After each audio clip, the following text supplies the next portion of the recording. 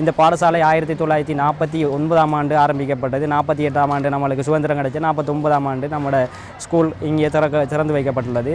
தொடர்ச்சியாக பார்த்தீங்கன்னா ரோன் வியூவில் எடுத்து எம்ஐடிவில் ஸ்கூல் எப்படிங்கன்னு பாருங்கள். எந்தெந்த காலகட்டம் வரையும் யார் யார் அதிபராக இருந்தார் அதையும் பார்க்க போகிறோம். வாங்க அப்படியே அதிபர் ஆஃபீஸுக்குள்ளே போய் பார்ப்போம்.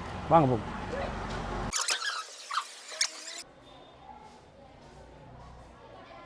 எதிர்மனசிங்கம் எம்பியாலாம் ஆரம்பிக்கப்பட்டிருக்கு இந்த ஸ்கூல். அதுக்கு பக்கத்தில் இருக்கிறவர் அதிபர் பேர் இல்லை.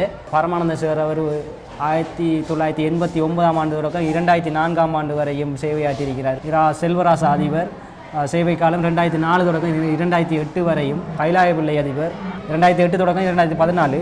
திரு சாவண்ண பரமானந்தம் அதிபர் இவர் 2014 தொடக்கம் 2020ஆம் ஆண்டு வரையும் அதிபராக இருந்திருக்கிறார். திரு சத்யநாதன் அதிபர் இவர் 2020ஆம் ஆண்டு தொடங்க 2024ஆம் ஆண்டு வரையும் இருந்திருக்காரு.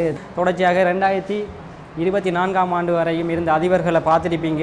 பிரின்சிபல் எஸ் கீபதர்சன் ஐயா அவர்கள் இப்போ இருக்கிறாரு. அவர் இப்போ வெளியில் போயிருக்காரு. அவர் வந்தோடனே அவர்கிட்ட நம்ம கதைச்சு கொள்ளலாம். Good morning sir. Good morning.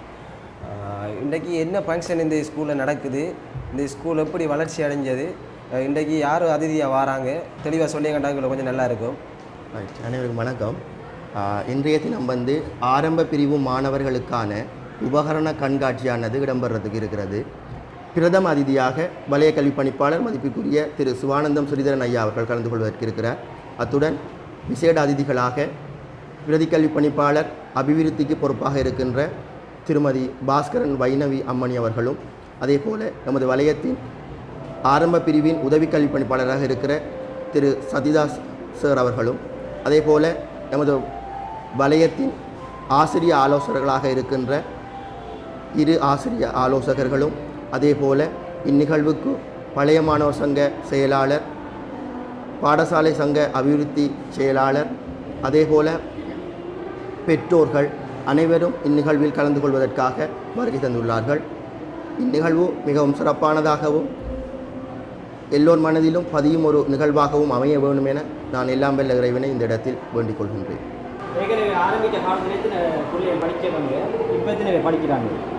நான் இப்போ ஒரு வருடம் பிப்ரவரி 9ஆம் தேதி இந்த பாடசாலையை நான் பொறுப்பேற்றனார். இப்போது ஒரு வருடம் கடந்து 2 ஆரம்ப பிரிவு மாணவர்கள் தரம் 1க்காக எனது காலத்துக்குள் வருகை தந்திருக்கிறார்கள். அந்த அடிப்படையில் பாடசாலை மாணவர்களின் எண்ணிக்கை 594 தொட்டுள்ளது. 501, 504 இவ்வாறாக இருந்த மாணவர் தொகை 594 தொட்டுள்ளது. இனிவரும் காலங்களில் இது இன்னும் அதிகரிக்கும் என்ற நம்பிக்கை எங்களிடத்தில் காணப்படுகின்றது. ஏனென்றால் ஆரம்ப பிரிவு மாணவர்களின் செயற்பாடுகளையும் கற்றல் கற்பித்தல் நடவடிக்கைகளையும் வலுவூட்டுவதற்காக பல்வேறு திட்டங்களை வகுத்து அதை நாங்கள் முறையாக செயற்படுத்தி கொண்டு வருகின்றோம். அந்த செயற்பாட்டின் வெற்றிதான் இந்த வருட தரம் 5 புலமை பரிசிலில் வரலாறு காணாத வெட்டுப்புள்ளிக்கு மேல் அதிக மாணவர்களை நாங்கள் சித்தியடை செய்திருக்கின்றோம். இந்த வெற்றியின் ஊடாக அதிகளவான பெற்றோர்களுக்கு எமது பாடசாலையின் மீதான நம்பிக்கை அதிகரித்திருக்கின்றது. அந்த அடிப்படையில் இனிவரும் காலங்களில் சமூகம் எங்களோடு ஒன்றிணைந்து நமது பாடசாலையின் அபிவிருத்திக்காக மும்முரமாக செயற்படுவார்கள் என்பதில் எந்தவித ஐயமும் நமக்கு இல்லை. ஆமாம் சார். இன்னொரு கேள்வி சார், உங்களுக்கு நாங்கள் படிக்கக்குள்ள கிட்டத்தட்ட 1000 பிள்ளைகள் கிட்ட படித்தது. தற்பொழுது 500, 600 பிள்ளைகள் தான் இருக்கிறாங்கன்னா கூட இது அதிபர்கள் விட்ட பிள்ளையா இல்லை சமூகத்தில் பெற்றோர்கள் விட்ட பிள்ளையா? இல்லை, அப்படி இல்லை. என்னென்னா உண்மையிலேயே அயலில் எங்களுக்கு ஒரு தேசிய பாடசாலை ஒன்று இருக்கிறது ஒரு சவால். உண்மையில் அதிகளவான பெற்றோர் தேசிய பாடசாலையை நோக்கி நகர்வது தான் எமது மாணவர்களின் எண்ணிக்கை குறைவதற்கான காரணம்.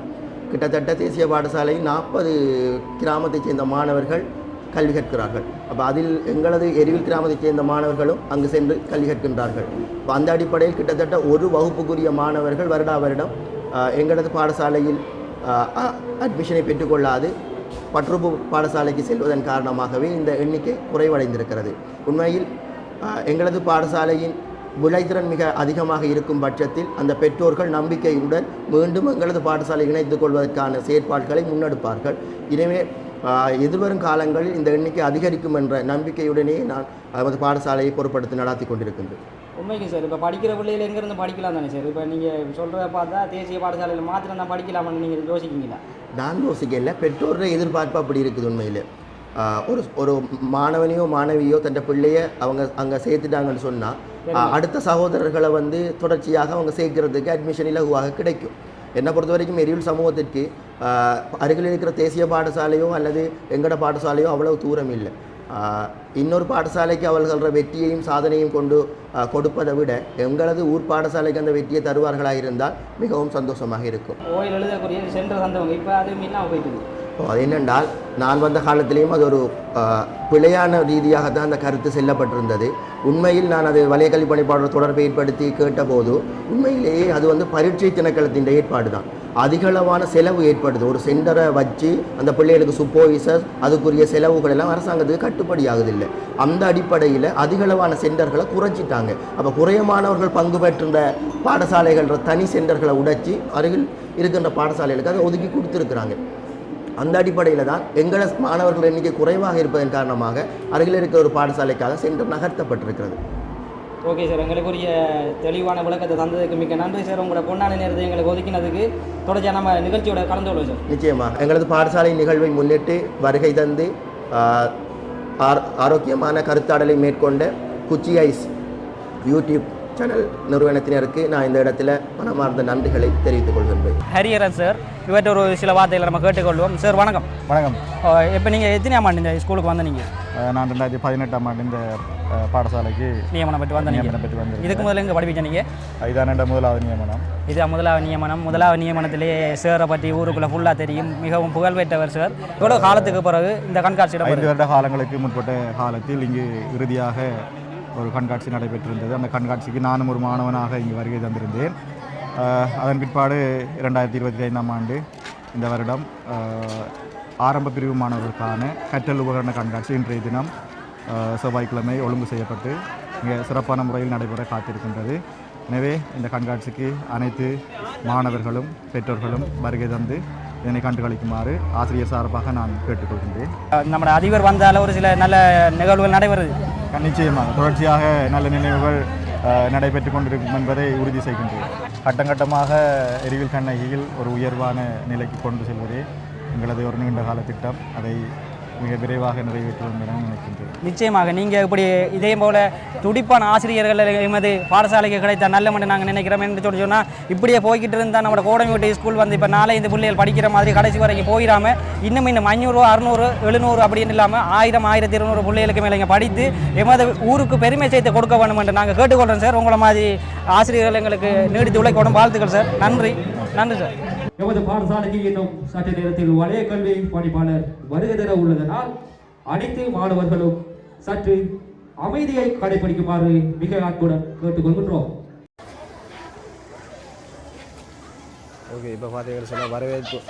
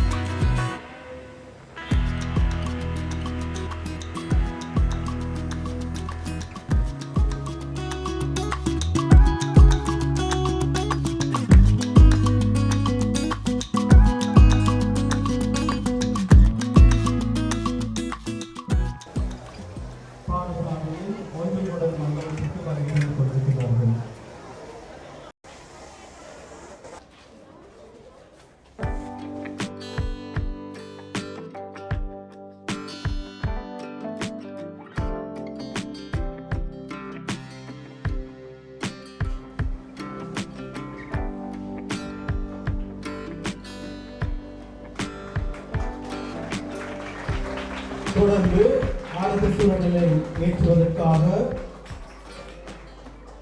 எமது பாடசாலையின் அதிபர் திரு எஸ் தீபதர்சன் சார் அவர்களை அன்போடு அழைக்கின்றோம். தொடர்ந்து பட்டிருப்பு கல்வி வலயத்தின் ஆரம்ப பிரிவுக்கு பொறுப்பாக இருக்கின்ற உதவி கல்வி பணிப்பாளர் திரு எஸ் சத்யராஜ் அவர்களை அன்போடு அழைக்கின்றோம்.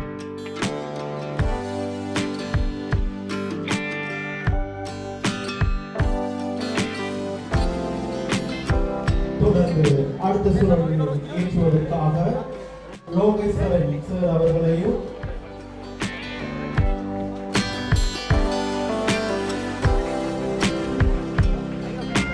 அவரை தொடர்ந்து திருமதி பி சத்யருவன் அம்மணி அவர்களையும் அன்போடு அழைக்கின்றோம்.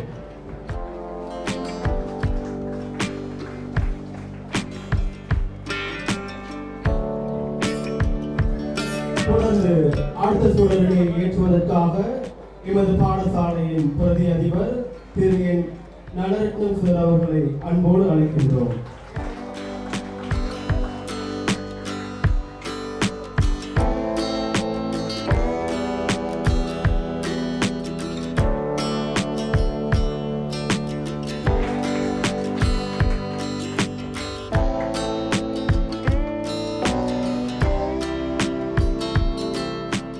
விழா குழுவின் ஆலோசகர் திரு எஸ் பரமானந்தம் சார் அவர்களை அன்போடு அழைக்கின்றோம்.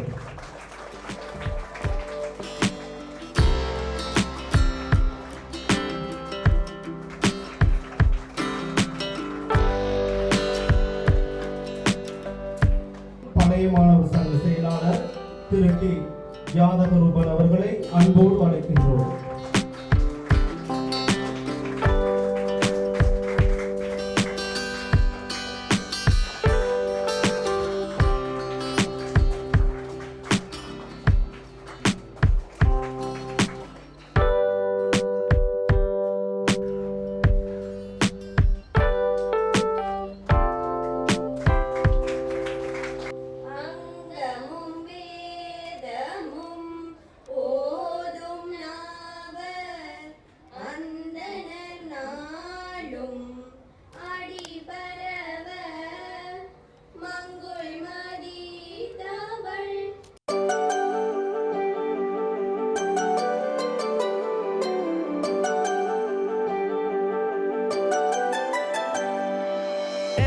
பாடசாலை வாழ்கவே, வாழ்க வாழ்க என்றும் மேன்மை கொண்டு வாழ்கவே.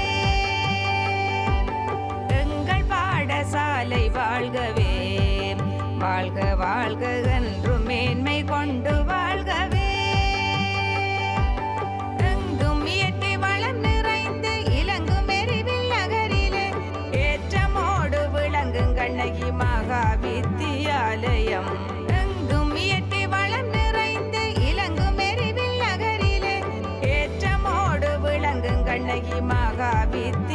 வித்தியாலயம். எங்கள் பாடசாலை வாழ்கவே, வாழ்க வாழ்க என்றும் மேன்மை கொண்டு வாழ்கவே.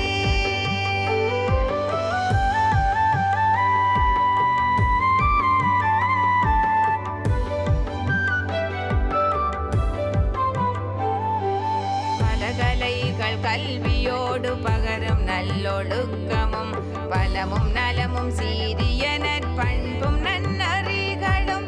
பலகலைகள் கல்வியோடு பகரும் நல்லொழுக்கமும் பலமும் நலமும் சீரிய நற்பண்பும் நன்னறிகளும். உலகினிலே நாம் சிறக்க உவகையோடு நல்கிய உதயனாயிரொப்பவென்றும் மொழி மிகுந்து வாழ்கவே. உலகினிலே நாம் சிறக்க உவகையோடு நல்கிய உதயனாயிரொப்பவென்றும் மொழி மிகுந்து வாழ்கவே. எங்கள் பாடசாலை வாழ்கவே, வாழ்க வாழ்க என்றும் மேன்மை கொண்டு வாழ்கவே.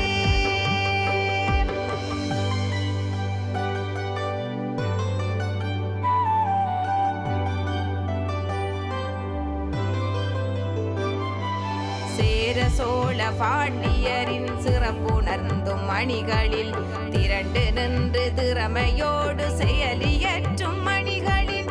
சேர சோழ பாண்டியரின் சிறப்புணர்ந்தும் மணிகளில் திரண்டு நின்று திறமையோடு செயலியற்றும் மணிகளில். ஆரமாக அமைந்து தெய்வ அருளை அள்ளி நல்கிய அன்னை வாணி இருக்கையாக அவனி போற்ற வாழ்கவே. ஆரமாக அமைந்து தெய்வ அருளை அள்ளி நல்கிய அன்னை வாணி இருக்கையாக அவனி போற்ற வாழ்கவே. எங்கள் பாடசாலை வாழ்கவே, வாழ்க வாழ்க என்றும் மேன்மை கொண்டு வாழ்கவே. எங்கும் இயற்கை வளம் நிறைந்து இலங்கும் எரிவில் நகரிலே ஏற்றமோடு விளங்கும் கண்ணகி மகா வித்தியாலயம். எங்கும் இயற்கை வளம் நிறைந்து இலங்கும் எரிவில் நகரிலே ஏற்றமோடு விளங்கும் கண்ணகி மகா வித்தியாலயம். எங்கள் பாடசாலை வாழ்கவே, வாழ்க வாழ்க என்றும் மேன்மை கொண்டு வாழ்கவே. வாழ்கவே, வாழ்கவே, வாழ்கவே.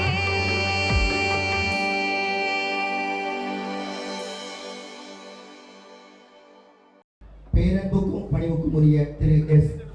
சிவானந்தன் ஸ்ரீதரன் ஐயா அவர்களை இந்நிகழ்வுக்கு வருக வருக என வரவேற்பதில் நான் மன மகிழ்ச்சி அடைகின்றேன். அதே போல எமது வலயத்தின் ஆரம்ப பிரிவுக்கான உதவி கல்வி பணிப்பாளராக இருக்கின்ற திரு எஸ். சத்யதாஸ் சார் அவர்கள் இந்த நிகழ்வுக்கு வருகை தந்ததையிட்டு வருக வருக என வரவேற்பதில் மன மகிழ்ச்சி அடைகின்றேன்.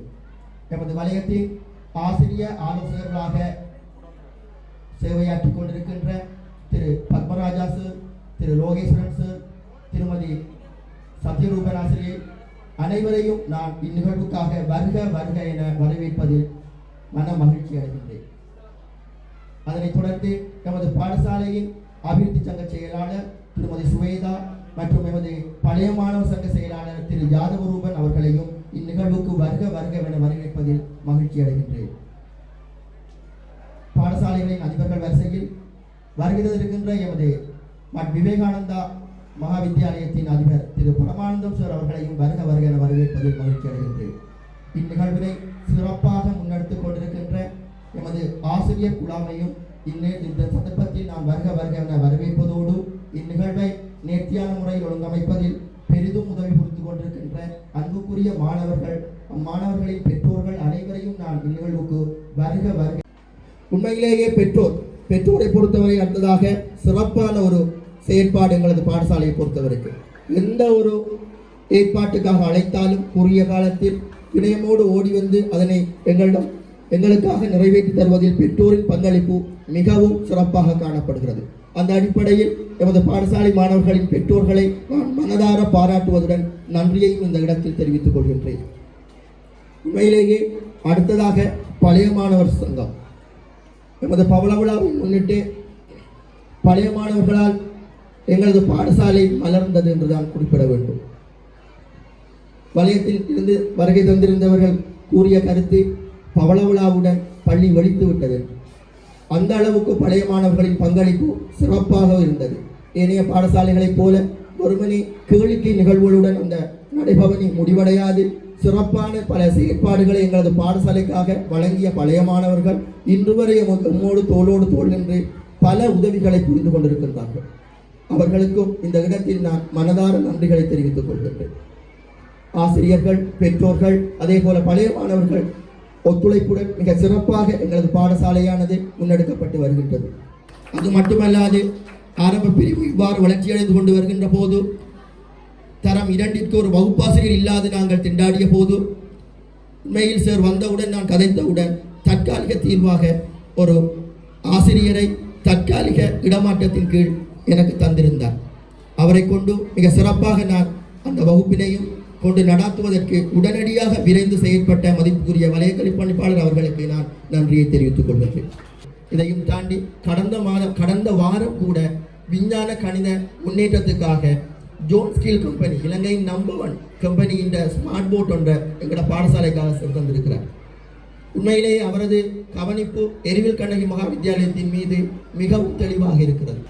அப்படியாக 24 மணித்தியாலமும் வலயத்தில் காணப்படுகின்ற பாடசாலைகளையும் நேசிக்கின்ற ஒரு மனிதர் எங்களது வலயத்துக்கு கிடைக்கப்பட்டிருக்கின்றது எங்களுக்கு கிடைத்த வரம்.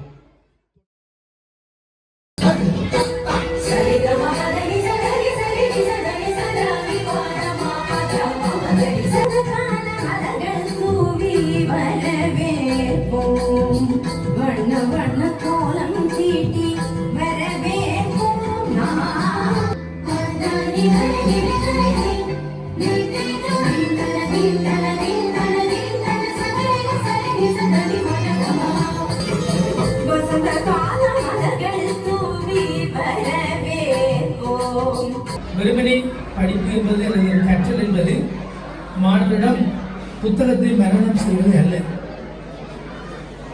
புத்தகத்தை மரணம் செய்கின்ற கல்வி எங்களுக்கு ஒரு பொழுதும் உதவாது. பகவான் ஸ்ரீ ராமகிருஷ்ணன் சொன்னார், அவரை படிங்கன்னு சொல்லி அவங்களோட அம்மா அப்பா சொன்ன பொழுது சொன்னார், இந்த கறிக்குதவாத 8 சுரக்காய் எனக்கு வேண்டாம் என்றார். அங்கே நாங்கள் பார்த்தோம் என்று கேட்டால் ஜான் டூயினுடைய பயன்பாட்டுவாத கொள்கையை சுவாமி பகவான் ஸ்ரீ ராமகிருஷ்ணர் தன்னுடைய வாழ்க்கையிலேயே அனுபவமாக கொண்டார். பகவான் ஸ்ரீ ராமகிருஷ்ணரை போன்று அவருடைய பரம்பரையிலே வந்த சுவாமி விவேகானந்தர் இந்த நிகழ்விலே எக்ஸிபிஷன் என்பதற்கும் அப்பால் இந்த இரண்டையும் தொடர்பு படுத்தக்கூடியவாறு சுவாமி விவேகானந்தருக்குரிய சிலையையும் நீங்கள் திறப்பு விழா செய்திருப்பது எனக்கு உண்மையிலே நான் தான் பாக்கியசாலி. நீங்கள் இந்த கல்வியை பொறுத்தவரையில் பயன்பாட்டுவாத கல்வியை வலியுறுத்திய மேலைநாட்டு கல்வியாளர்களை நாங்கள் பார்த்திருக்கிறோம். கீழை தேச கல்வியாளர்களையும் நாங்கள் பார்க்கணும் என்றால் பகவான் ஸ்ரீ ராமகிருஷ்ணனுடைய வாழ்க்கையும் சுவாமி விவேகானந்தருடைய வாழ்க்கையும் எடுத்துக்கொண்டால் அது மிகவும் சிறந்த உதாரணமாக இருக்கும் என்று நான் நினைக்கிறேன். அதே போன்று மகாத்மா காந்திஜி அவர்கள் தலை, இதயம், கை என்று 3 விடயங்களுக்கும் 3H அறிமுகம் செய்து அறிவு, மனப்பாங்கு, ஆற்றல் என்ற 3 விடயத்தையும் அவர் சொன்னார். திறன், இதைத்தான் மேலைநாட்டு கல்வியாளர்கள் சொன்னார்கள். ஆனால் பிராக்டிக்கலோட ஒரு வாழ்க்கை, ஒரு மனிதனானவன் பிறப்பெடுப்பது தன்னுடைய வாழ்க்கையை வாழுவதற்காக.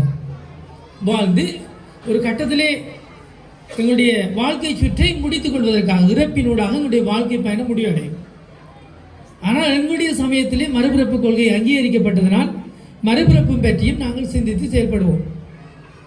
கற்றல் என்பது சாதாரணமாக மாணவர்களுக்கு வெறுமனை புத்தக படிப்புடன் நின்று விடாது, பயன்பாட்டுடன் கூடிய கல்வியை வழங்குவதற்காகத்தான் இன்று நடைபெறுகின்ற இந்த மிகவும் முக்கியமான பொருட்கண்காட்சி.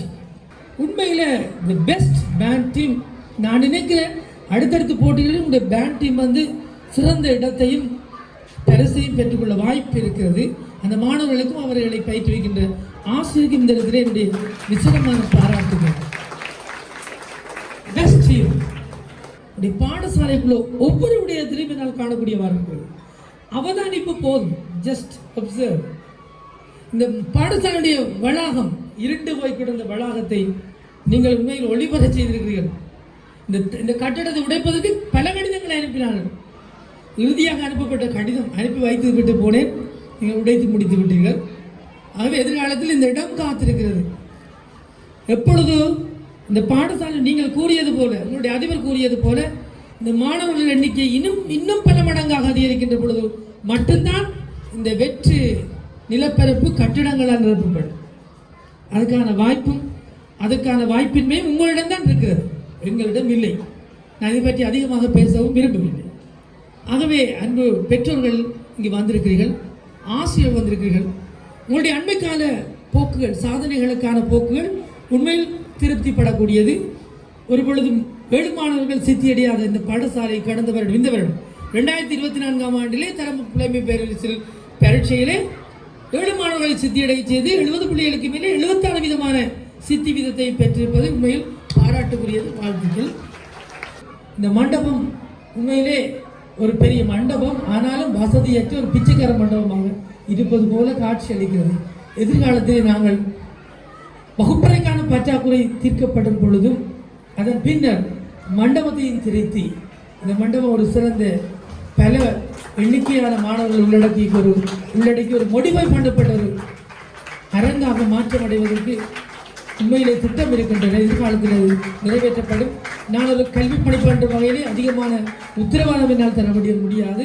எங்களுடைய அதிகாரங்களுக்கு உட்பட்டு, எங்களுடைய கல்வி அமைச்சுடைய நிதி ஒதுக்கீடுகளுக்கு உட்பட்டு இந்த பாடசாலை அபிவிருத்திக்காக எங்களுக்கு உதவ முடியும் என்ற செய்தியை கூறிக்கொண்டு வாய்ப்புக்கு நன்றி கூறி விடைபெறுகிறேன். நன்றி. இனியதொரு பொழுதாக அமைவதற்காக அருள் செய்த இறைவனுக்கு மேற்கொண்ட நன்றிகளை தெரிவித்துக் கொண்டு எமது பாடசாலையின் இந்த கண்காட்சி நிகழ்வுக்காக வருகை இருக்கின்ற எமது மதிப்புக்குரிய வலய கல்வி பணிப்பாளர் செல்வரசன் சார் அவர்களே, எமது ஆரம்ப கல்வி உதவி பணிப்பாளர் சத்ய மோகன் சார் அவர்களே, எமது ஆசிரியர் ஆலோசகர்கள் திரு பத்மராசா சார் அவர்களே, லோகேஸ்வரன் சார் அவர்களே, சூரிய ரூபிணி ஆசிரியர் ஆலோசகர்களே, எங்களுடைய திட்ட உதவி கல்வி பணிப்பாளர் அவர்களே, எமது சக பாடசாலை அதிபர்களே, மாணவர்களே, பாடசாலை சேவை சங்க செயலாளர்கள் உறுப்பினர்கள், பழைய மாணவர் சங்க செயலாளர் உறுப்பினர்கள், பெற்றோர்கள் அனைவருக்கும் இனிய வந்தனங்களை தெரிவித்துக் கொண்டு எமது இந்த நிகழ்வின் இறுதி நிகழ்வாக நன்றியுரைக்கு வருகின்றேன். உண்மையிலே எமது பாடசாலையின் இந்த ஆரம்ப பிரிவு உபகரண கண்காட்சி நிகழ்வை ஒழுங்கு செய்து வழிநடத்துவதற்கு ஒத்துழைப்பை தந்திருக்கின்ற அதிபர் அவர்களுக்கு நாங்கள் முதற்கண் நன்றிகளை தெரிவித்துக் கொள்வதோடு அவர்களுக்கு எங்களுடைய பாடசாலையின் சார்பாக மனமார்ந்த நன்றிகளை தெரிவிப்பதில்